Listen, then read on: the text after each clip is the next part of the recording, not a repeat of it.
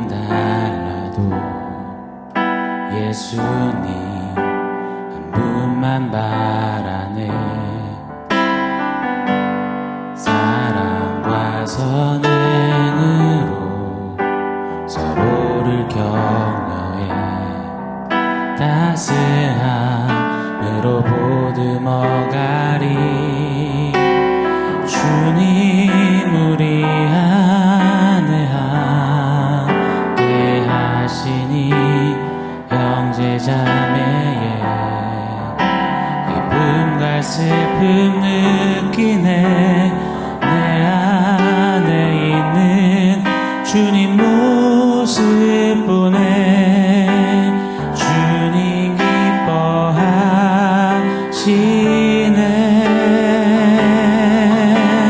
주님 우리를 통해 계획하시니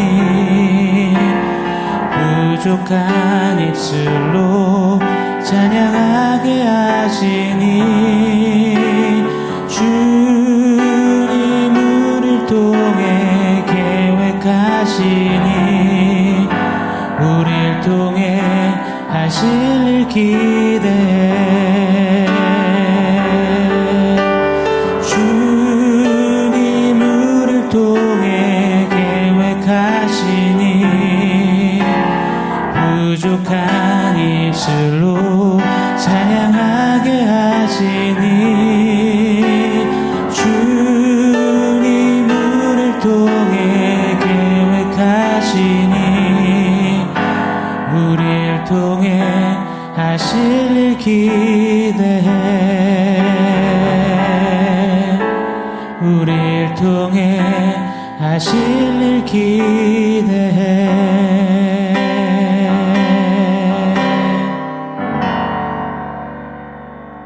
샬롬. 오늘 우리에게 주신 하나님 말씀은 에베소서 1장 11절로 14절입니다. 우리 한 목소리로 같이 읽겠습니다. 모든 일을 그의 뜻의 결정대로 일하시는 이의 계획을 따라 우리가 예정을 입어 그 안에서 기업이 되었으니 이는 우리가 그리스도 안에서 전부터 바라던 그의 영광의 찬송이 되게 하려 하심이라. 그 안에서 너희도 진리의 말씀 곧 너희의 구원의 복음을 듣고 그 안에서 또한 믿어 약속의 성령으로 인치심을 받았으니 이는 우리 기업의 보증이 되사 그 얻으신 것을 속량하시고 그의 영광을 찬송하게 하려 하심이라. 아멘. 예수 그리스도 안에서 하늘에 있는 것이나 땅에 있는 것들을 다시 거느리시고 통일하시는 하나님의 이 경륜, 목적, 경영에 대해서 어제 말씀 속에 다루어 살펴보았습니다. 예수께서 이제 다시 오사 임하는 새하늘과 새 땅에서 그 완전한 통일이 영원토록 펼쳐지겠죠. 그런데 이 통일은 이미 구원하신 우리 안에 이루셨고 시작하신 것입니다. 어떻게요? 우리를 속량하심으로 말미암아 말입니다. 하나님과 끊어진 그 무질서 어그러짐에서부터 우리를 살리시어 주님 거느리시는 다스리시는 새 피조물이 되게 하셨습니다. 우리에게 그리 이루신 것처럼 장차 새하늘과 새 땅에서도 그리 통일하실 것을 우리는 믿음으로 바라보며 그날 새하늘과 새 땅을 향해 두벅두벅 신앙으로 믿음으로 행진하는 것, 그것이 바로 우리의 삶인 것입니다. 최근 모 TV 프로그램에서 대구 지하철 화재 참사 사건이 다시 조명되었습니다. 대구 지하철 화재 사건 때 참 안타까운 이야기들이, 사연들이 많았습니다. 그 중에 이목을 끌었던 한 이야기가 있었더랬습니다. 50대 한 남성분이 화재가 나서 이 목숨이 경각에 달렸는데 그 찰나의 순간에 아내에게 이런 말을 남겼다라고 합니다. 미안해, 사랑해, 고마워, 이런 것이 아니라 정말 힘찬 목소리로 할렐루야, 나 천국 가 여보. 할렐루야, 나 천국 가 여보. 이 댓글에는 이 말의 뜻을 이해 못하는 네티즌들이 미친놈이라고 남겼더군요. 근데 맞습니다. 정말 미친 겁니다. 예수 복음 그 은혜를 누리고 예수가 거느리시는 사람은 이 세상의 눈으로 볼 때는 맨정신이 아닌 겁니다. 그러나 나는 부활이요 생명이니 나를 믿는 자는 죽어도 살겠고, 예수가 거느리시는 통일하신 그 능력으로 사는 사람들, 바로 예수 복음의 사람들, 저와 여러분인 것입니다. 자, 주목할 것은 우리 하나님은 장차 새하늘과 새 땅에서 이루어질 그 통일, 그날만 학수고대 하시면서 그날이 오면 그날이 되면 그렇게 소극적으로 계시는 하나님이 아니시라는 것입니다. 지금도 우리 하나님은 역동적으로 적극적으로 강력하게 그리스도 안에서의 그 통일의 역사를 이루고 성취하고 계십니다. 그 통일의 내용 중 하나를 오늘 가시적으로 본문 속에서 우리에게 보여주고 계십니다. 먼저 사전 인포메이션을 조금 드리고 싶습니다. 오늘 에베소서를 기록하고 있는 바울은 유대주의자이자 민족주의자였습니다. 그런 그가 그리스도의 복음을 만나고 이방인들을 위한 이방인의 사도가 되었습니다. 지금 편지를 전해받는 에베소 교회, 에베소 사람들, 이방인들입니다. 그들에게 바울은 비록 자신은 유대인이지만 그가 만난 예수 복음은 유대인, 이방인 구별 없이 구분 없이 그리스도 안에 통일되어진 그리스도께서 통일하신 하나다. 그 통일하신의 역사를 찬송하고 찬미하며 지금 편지를 보내고 있는 것입니다. 유대인과 이방인이 통일되었다. 이것은 사람의 인간의 어떤 능력으로 힘으로 노력으로 절대 결단코 불가능합니다. 그러나 그리스도께서 이루셨다. 통일하셨다. 그렇기에 찬송과 찬미를 드린다라고 벅참 속에 기쁨 속에 적어 보내는 것입니다. 자, 오늘 본문을 조금 보겠습니다. 11절과 12절에 이렇게 말합니다. 우리가 예정을 입어. 12절에는 우리가 그리스도 안에서 전부터 바라던 그의 영광의 찬송이 되게 하려 하심이라. 이 11절과 12절에서 가리키는 우리는 유대인들입니다.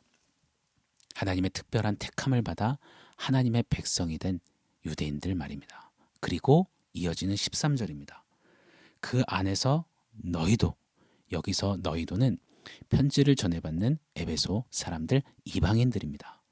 이방인 너희도 유대인들과 동일하게 그리스도 안에서 복음을 듣고 하나님의 강권적인 역사 속에 믿음을 갖게 되고 14절 그의 영광을 찬송하게 되었다 라고 선언하는 것입니다. 이게 말이야 쉽지 실제로 유대인과 이방인들 사이에는 오래도록 물과 기름처럼 절대 넘어설 수 없는 넘사벽, 장벽이 있었습니다. 우리, 너희 이 구분짐이 정말 매우 고리 깊고 심각했습니다. 실로 유대인들은 하나님께 율법을 받은 민족, 그 자부심, 자긍심이 굉장했습니다. 율법을 잘 지켰느냐 못 지켰느냐는 그들 안중에 없었습니다. 오직 우린 율법을 받았다. 우린 택함을 받은 선민이다. 그 선민의식에 사로잡혀 있었습니다. 그래서 유대인들은 한결같이 이방인들을 향해서 하나님이 없는 인간들, 하나님의 율법도 받지 못한 인간들이라며 조롱하고 하대했습니다. 이방인들, 헬라인들은요, 학식과 지식, 능력이 뛰어났던 사람들입니다. 예수님 오시기 전 400년, 500년 전 사람들이 바로 소크라테스, 플라톤, 아리스토텔레스, 지성과 이성과 논리와 철학의 꽃을 피웠던 이들입니다. 이들 모두가 이방인들이었습니다. 지식으로, 학식으로, 철학으로 매우 뛰어났죠. 그래서 이들은 유대인들을 무식한 이들로 취급했습니다. 절대로 하나가 되어줄 수 없는 유대인과 이방인들이었습니다. 그런데 놀라운 일이 펼쳐진 것입니다. 자, 이 놀라운 일을 에베소서뿐만 아니라 로마서 10장에서도 이렇게 그려내고 소개하고 있습니다. 로마서 10장 12절 13절 제가 한번 읽어드리겠습니다. 유대인이나 헬라인이나 차별이 없음이라. 한 분이신 주께서 모든 사람의 주가 되사 그를 부르는 모든 사람에게 부요하시도다. 누구든지 주의 이름을 부르는 자는 구원을 받으리라. 아멘. 십자가 복음, 예수 그리스도께서 이 분열과 갈라짐, 갈등과 혼돈을 합하시고 통일하셨음을 지금 바울은 감격 속에 찬송하고 외치고 있는 것입니다. 조금 성경 이야기로 들어가 보겠습니다. 창세기 11장에 바벨탑 사건을 통해서 범죄한 인간은 언어가 갈기갈기 나뉘어졌습니다. 그리고 여러 민족으로 찢어져 흩뿌려졌습니다. 그 민족 중에 하나님은 특별한 은혜로 이스라엘을 택하사 하나님의 백성 삼으셨습니다. 그들이 유대인들이죠. 자, 그런데 예수께서 십자가에 죽으시고 부활하셔서 막힌 담을 헐으셨습니다. 먼저는 위로 하나님과 우리 인간 사이에 막힌 담을 헐으셨고, 그리고는 수평적으로 유대인과 이방인, 이 사람 사이에 막힌 담을 헐으셨습니다. 예수께서 승천하시고 사도행전 오순절날 성령이 바람처럼 불처럼 임하고 각 나라에서 온 사람들이 자기의 언어로 예수 복음을 듣게 됩니다. 언어가 혼잡되어서 서로 대화할 수 없었고 서로 이해할 수 없었던 그들이 이제 그들의 모국어로 성령께서 하시는 이 예수 복음을 한 목소리로 듣고 있는 것입니다. 오순절은 방언이 터지고 기적이 일어난 것이 메인이 아닙니다. 바벨탑, 그 저주, 그 흩어짐과 갈라짐과 분열이 해결되었음을, 통일되었음을 선언하는 것, 바로 오순절이었습니다. 각 나라 사람들, 유대인이든 이방인이든 모두가 복음 안에 통일되었다. 이 놀라운 통일의 역사가 가시적으로 현현되어진 것, 바로 오순절이었습니다. 그리고 그렇게 오순절로 인하여서 시작된 것이 바로 주님의 몸된 교회이었습니다. 물과 기름, 유대인과 이방인들이 이제 교회가 되어서 같은 장소에서 같이 무릎을 꿇고 한 분 하나님을 예배하기 시작한 것입니다. 이것이 그리스도께서 이루신 통일, 지금도 교회 안에 이루시는 통일의 역사인 것입니다. 교회는 사랑하는 여러분, 이 일을 하는 것입니다.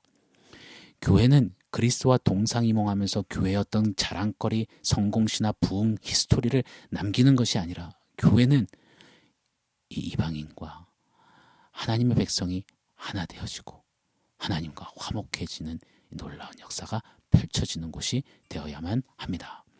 오늘 14절 이렇게 말씀합니다. 이는 우리의 기업의 보증이 되사 그 얻으신 것을 속량하시고 그의 영광을 찬송하게 하려 하심이라. 이 14절에서의 우리는 유대인과 이방인을 모두 합한 우리를 가리키는 것입니다. 그리스도께서 통일하사 차별 없이 여기까지 내 것 하시고 정하신 하나님의 소유, 분깃, 기업으로 유대인과 이방인 모두를 삼으셨다. 이 그리스도의 통일하시는 역사, 기업 삼으신 역사를 바울은 찬미하고 있습니다. 교회는 이런 찬미와 찬송이 터져나오는 곳이 되어야만 합니다. 사랑하는 여러분, 교회는요, 이처럼 그리스도의 복음이 통일하신 역사가 지금도 가시적으로 실현되어야 되는 역사의 현장이 되어야 합니다. 교회는 분열되고 갈라지고 힘겨루게 하고 도토리 키재기 하고 서로 고객 빼간다고 혈안이 되어서 서로 공격하고 물어뜯고 싸우는 곳이 아닙니다. 예수 밖에 있던 이방인들이 복음 안에, 예수 안에 들어와서 하나님과 화목하게 되고 하나님의 백성들과 화목되어져 우리가 되어서 우리를 기업 삼으신 하나님을 찬송하는 곳, 바로 교회가 되어야 합니다. 오늘은 오늘 말씀을 받들어서 좀 교회들을 위해서 기도하기를 원합니다. 교회된 우리 성도들 서로를 위해서 한번 기도하기를 원합니다. 원하옵기는 그리스도의 이 통일하시는 역사, 우리와 너희의 구분이 사그러지고 그리스도 안에 우리 모두 함께 교회가 되어서는 역사가 이 땅의 교회들 안에, 또 교회된 성도들의 삶과 가정 안에 이루어지기를 예수 이름으로 간절히 축원합니다. 오늘 말씀을 종합해서 원포인트 세워보기를 원하는데요. 오늘 아침에 드린 찬양의 제목처럼 원포인트는 기대라고 정하고 싶습니다. 기대. 저는 기대합니다. 그리스도 안에서 이루시는 이 통일의 역사가 주님 다시 오실 때까지 우리 주님 세우신 몸된 교회들 안에, 교회된 성도들의 삶에 정말 가시적으로 역사되어지고 보여지고 찬송되어지는 일들을 주님이 가득 이루실 것을 기대합니다. 우리 교회들은 문제가 많습니다. 주로 너, 나의 이야기가 가득하죠. 너 때문에, 너만 아니었으면, 나는 이러쿵 저러쿵, 너, 나로 갈라지고 다투고 싸우는 일들이 참 많습니다. 다름을 틀림으로 정죄하고 핏대 세우는 일들이 많지요. 심지어 목회자들 안에도 말입니다. 그러나 교회는 너, 나의 목소리가 빗발치는 것이 아니라 우리의 목소리가 어우러져서 그리스도를 찬송함이 가득해야 합니다. 이 교회된 성도들의 삶, 가정 안에도 그리 되어야 할 줄 믿습니다. 주 안에 우린 하나, 모습은 달라도 예수님 한 분만 바라네. 사랑과 선행으로 서로를 격려해 따스함으로 보듬어가리. 주님 우리 안에 함께 하시니 형제 자매의 다름이 아니라 어려움과 아픔과 슬픔, 기쁨을 함께 누리고 함께 보내. 주님 우리를 통해 계획하신 일, 부족한 입술로 찬양하게 하신 일, 주님 우리를 통해 계획하신 일, 우리를 통해 하실 일 기대해. 사랑하는 여러분, 그런 교회 다음으로 그리스도께서 통일하시는 그 역사의 통로가 되어지는 우리 교회들이 되기를, 교회된 우리 성도님들, 저와 여러분의 삶이 되기를 예수 이름으로 간절히 축원하고 기대합니다. 아멘. 사랑하는 성도 여러분, 오늘 말씀과 원포인트 기억하면서 특별히 교회들과 교회된 성도들의 삶과 가정을 위해서 기도하기를 원합니다. 너 나로 나뉘어지고 갈등하고 대립하는 그 모습에서 돌이키어 예수 안에 통일되어지는 귀한 역사들이 그 회복이 일어나게 하여 주십시오. 우리 같이 한번 기도하겠습니다.